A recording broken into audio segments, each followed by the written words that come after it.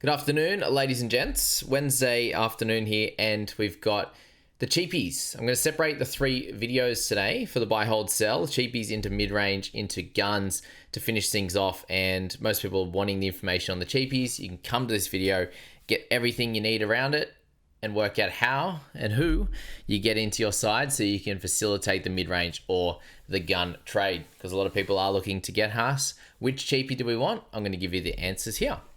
There's a couple of guys just a tick under 400 that if you do need to downgrade a mid-range player and don't want to go all the way to the bottom, there's a few that I think are ready to pop off. And one of those guys is Mark Nawangini. He's done really, really well across the first three games, 37, 35, and 34.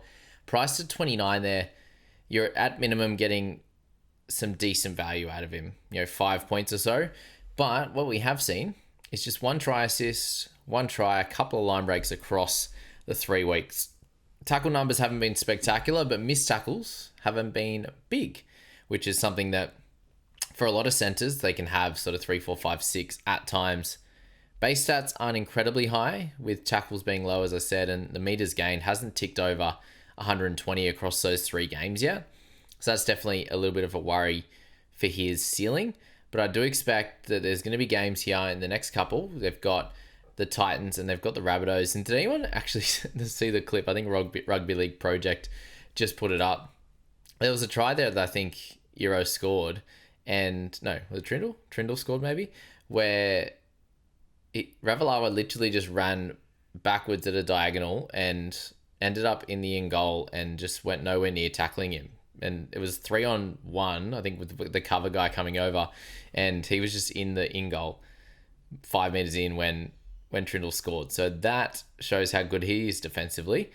And maybe that means whoever's playing on that left hand side against them this week, which is the Panthers, and one of our cheapies that is going to come up in a second, could capitalize on that. And I think if To'o was on that left hand side, that's going to be pretty crazy. And then Mark Nawangini plays them next week, which is good as well.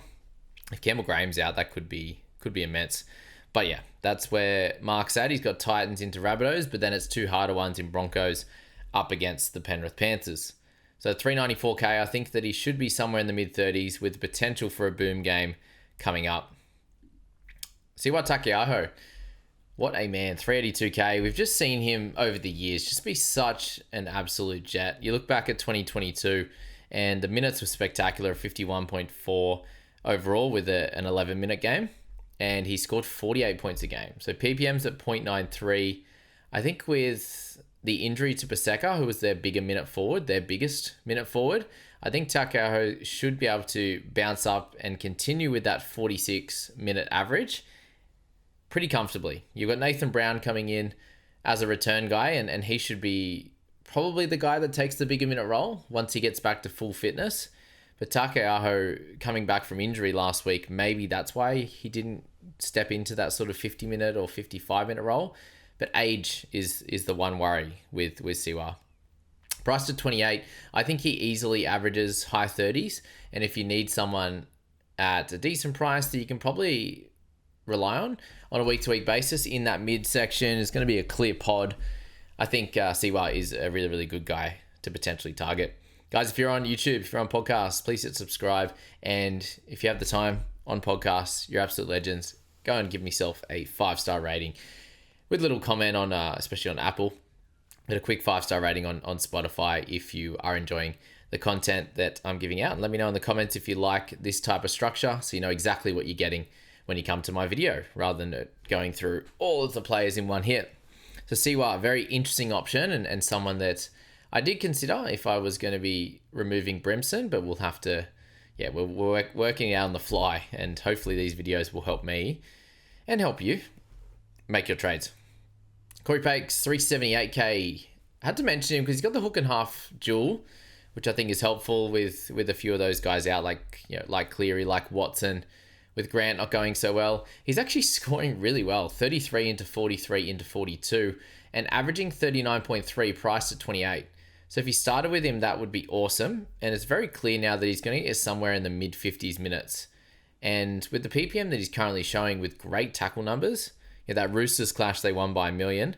And he only had 22 tackles and had 3 misses. But the last 2 games, he had no misses and is helped out by his great mates in Payne Haas and Pat Carrigan, who very rarely miss tackles. And once they hit, they very much stick. Or if Pakes was about to fall off, he's got the help next to him in Haas and Carrigan, Jensen, Hetherington, heaps of really good guys around him to cover him getting any missed tackles. But as you can see here, across his career, it's very, very low on the missed tackle numbers. So you can basically expect him to hit really good numbers in tackles. It's been a massive improvement in his PPM and his tackle numbers. You hardly see him go past the 30 mark, apart from one game back in 2020.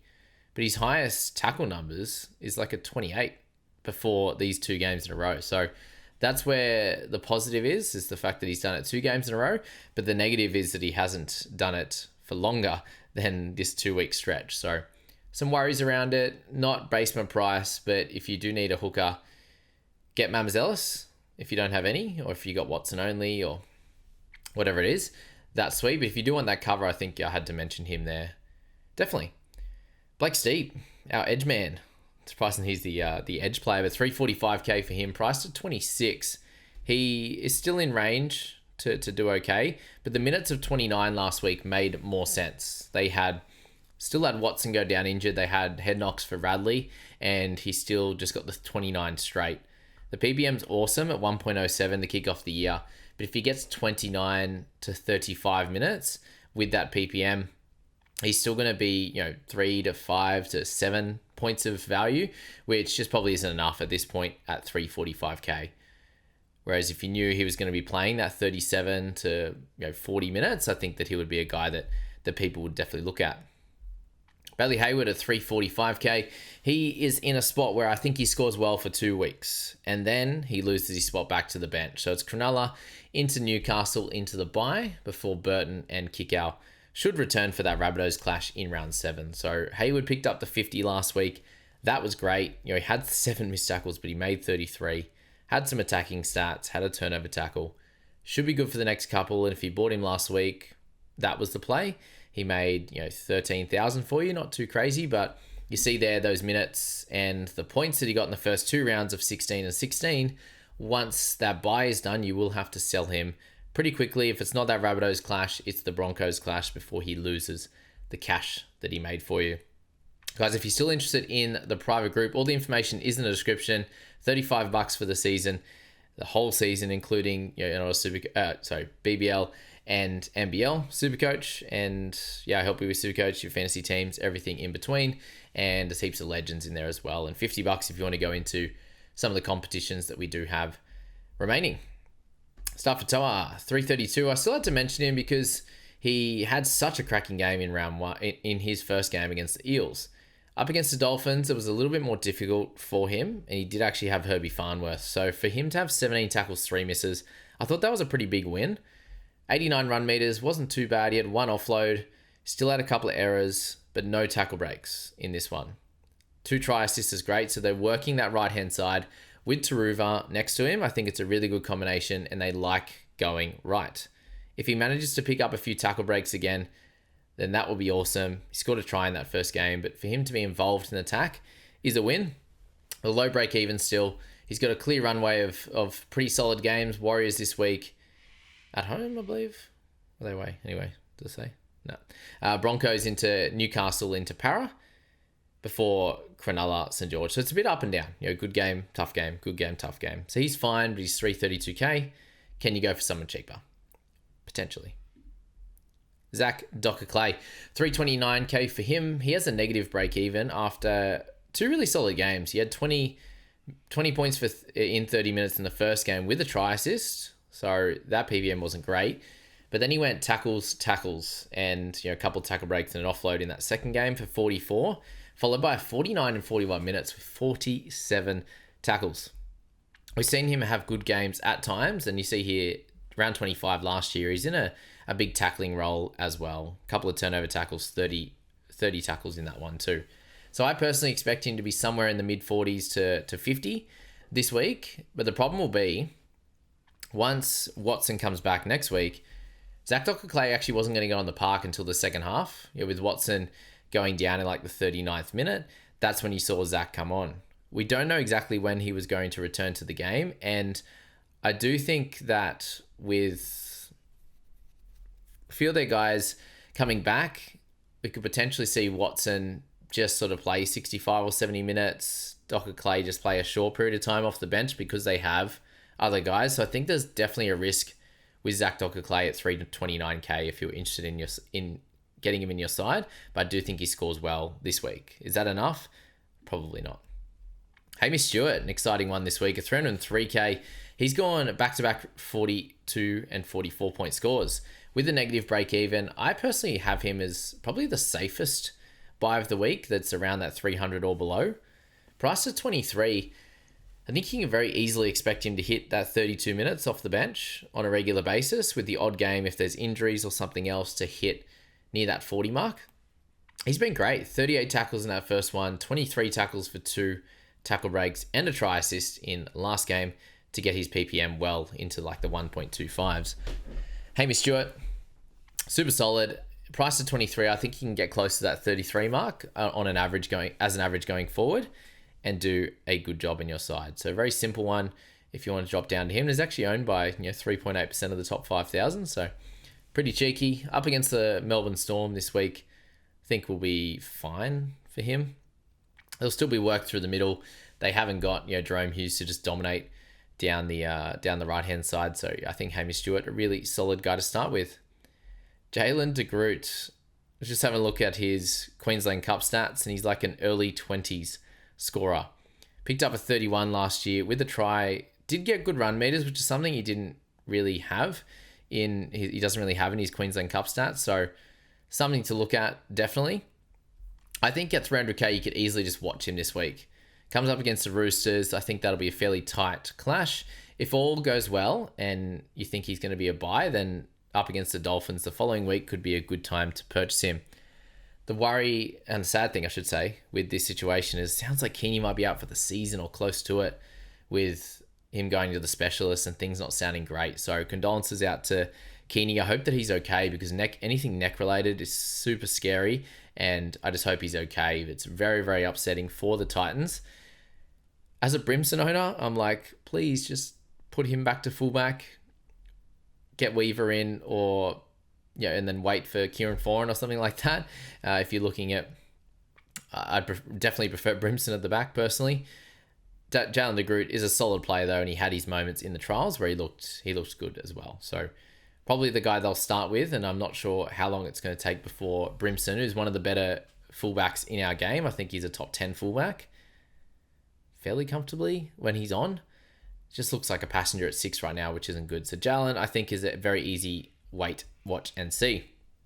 Jack Cole, 289k, coming off a good game last week with the 36. That's where people might look to buy him, because his break even gets a little bit lower at 11 or close to it, and has owned by a lot already. If you don't already own him, can you buy him? Yes. Would I? Probably not. I think I might go a little bit cheaper or a little bit higher up, because as soon as Cleary's back, you could easily go back to a 19 or something like that. Hopefully over the next 3 weeks, he should have some potential attacking stats coming his way. Rabbitohs, Cowboys, and the Finns. All right, Jackson Purdue, 280k. If you didn't own him so far, then it wasn't looking great the first 2 weeks. He did have a try saver, a sin bin, and a line break assist in the second game for 22, but 15 round 1 was tough.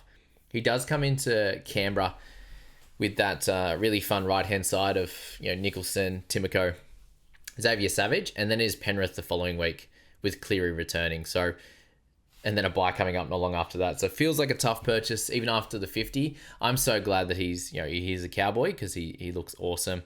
But I don't know if you can buy him at 280. I think he's a very clear hold, and you probably leave it at that. Kitione Katonga there at 279k. He looked pretty good on the weekend, let's be honest. He only had 27 run meters, but got 2 tackle breaks and offload in that time. Still had an error, still had a penalty, had good tackle numbers, missing 4, and still got 38. So for him at 279k, with the center and edge dual, he could easily be a guy that averages in the 30s. He could easily also be a guy that has a 24, like we saw in round 2. And we've seen his PPM not be awesome in other games as well, in very limited minutes, and in Cup he's got an okay average there. So Kitione, I think that you can easily buy him. He's got a 4-week runway, I think, to make cash before that buy. I don't think you're going to hold him too much further than sort of 4 to 6 weeks, and can plug a hole.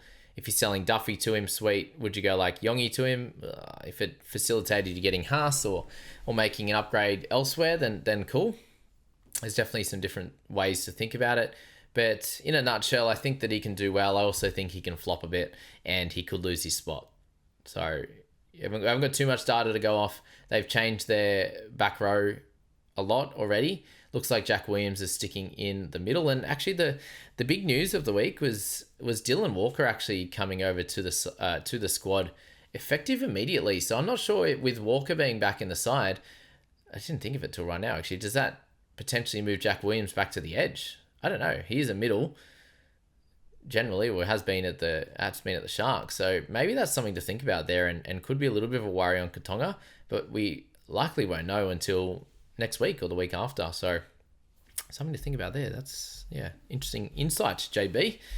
Riley Smith, 266k. But yeah, that Walker situation is crazy. I want to understand some thoughts around that, or is it, getting him back to New South Wales? I don't know, but I don't know why he'd want to leave the Warriors coming off of back-to-back wins for the Eels. Yeah, must be something family related or whatever. It's a really tough one for him to have an immediate release. He's getting good minutes. He's playing decent footy. Yeah, wild one. Riley Smith at 266. We spoke about him last week as being a pretty interesting target. He then went out and had 4 missed tackles and an error, which he's had 4 of them now in 3 games, but only got the 35 minutes with Joey Lussick. So that was a tough one. I still think he'll score mid-20s, as you can see there. He worked hard in that 35 minutes. He should be able to still get some decent stats in that time, but it's not enough now, I don't think, priced at 20 for it to be worth as a purchase in your side. Definitely hold though. Tom Jenkins, someone I'm interested in personally. I was just putting in a little bit of 2023 action for him. Picked up 25 points in his effort at fullback last week. He actually played a lot better than what the points do suggest. As I mentioned with him, he's going to be coming up against that right-hand side defense for the Rabbitohs, which will be Tass, likely. Yes, definitely. Tass and Ravalawa, which doesn't sound super exciting. They've got Humphries next to him, who's a Jet, obviously. But Tom Jenkins will play on that left-hand side with Tungo on the right, unless they go Jenkins to right wing and Alamotti back to left centre. But I think he was awesome on that right wing last week. Jenkins should have some good runway. If he plays well, I think he keeps his spot on his side. Unlikely that the Panthers lose in the next 3 games, and it's Rabbitohs, Cowboys, and Dolphins. So you can't really get a better run of games. They have the best schedule right now, and Jenkins at 256k has had good games in different seasons. So he had just the 20 in 70 minutes with a sin bin in 2022 against the Cows in round 25. 2023 did pick up 5 tries, so it was 1 try per game. He had a 10 in 80 minutes. That was gross. What happened in that game? They won too, 20-12. 4 errors, yeah, he had a shocker. Which we saw for him last year. Didn't play very good with the Knights, but when he's with the Panthers, he just seems to play awesome. 34, 60, 32, and 63. And that includes okay tackle numbers. That's all on the wing, actually. And okay run meters. He's going to be at centre, I think, somewhere near that 100 run meters. Should get a couple of tackle breaks. Potentially get some attacking stats in one of the best teams in the comp. So I think the cash down of the week has to be Jenkins, because he's 30k less expensive than Yoko Tonga. Or 20 odd, sorry. Keep thinking he's 287, it's 279. But yeah, 23k less expensive. But Katonga's up there. I like Hamish Stewart as well. But in terms of cheapest guy, Jenkins, I think, is the best. Trent Tolau, we've seen him actually play a little bit and off the bench last year, and he looked really good. He's averaging 17.4 in 23 minutes, plenty of tackle numbers, and we saw him do really, really well in those trials. He looked spectacular. So I think that he'll score well this week, and then he'll be out of the side. Does have he have a low break even? He has a low break even from last year. Apparently they've got him at a -4 break even with no game this year. So that's not correct. The break even will be about that 19 mark where he's priced at. But yeah, just wanted to mention him. Probably don't buy him, but I think he scores well this week.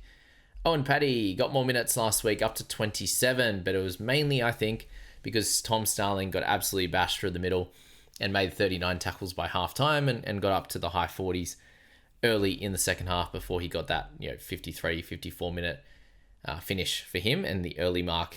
So Owen Paddy came out and then made another 26 tackles. So they pushed hard through the middle in that game, did the Manly boys, and they got smashed. So lots of tackling. Actually ran the footy well, 63 run meters, 41 kick meters, and I think he'll continue to build. That 37 starts to get his cash in the right direction, but he could easily come out this week and go 15 to 20 minutes again and score 15 or 11, anywhere from 11 to 20, probably there for Owen Paddy. And then the final one on our list, guys, Tony Francis picked up a 5 in his 80 minutes out on the wing for the Titans last week, and it wasn't great. So if you own him, you're just holding tight now for a week or so and see what the landscape looks like of cheapies, and then you can make your decisions from there. So guys, as I said, there's lots of different decisions trying to get guns and a cheapie in. So I hope this video helped you with the cheapie side of things. We'll get through the mid-rangers in the next one, followed by the guns. But if you haven't checked out Scoop's video, he's having a really good season in Fantasy and Supercoach so far. So go check his thoughts out for the week. Yeah, a little bit of gloating on Haas at the start, but yeah, well played. You deserve it. And then we've got the boys and their hour and a half long chat. So many different things on the channel. We've got Nicky with his team update, Q&A, all the good stuff later this evening. He'll be doing that, and I'll post that in the morning. So yeah, lots of videos coming out, lots of podcasts. Thanks so much for tuning into it, and I hope that you're enjoying the season so far. Narrated by me, and let's hope all for a cracking Thursday night game into the round 4 efforts.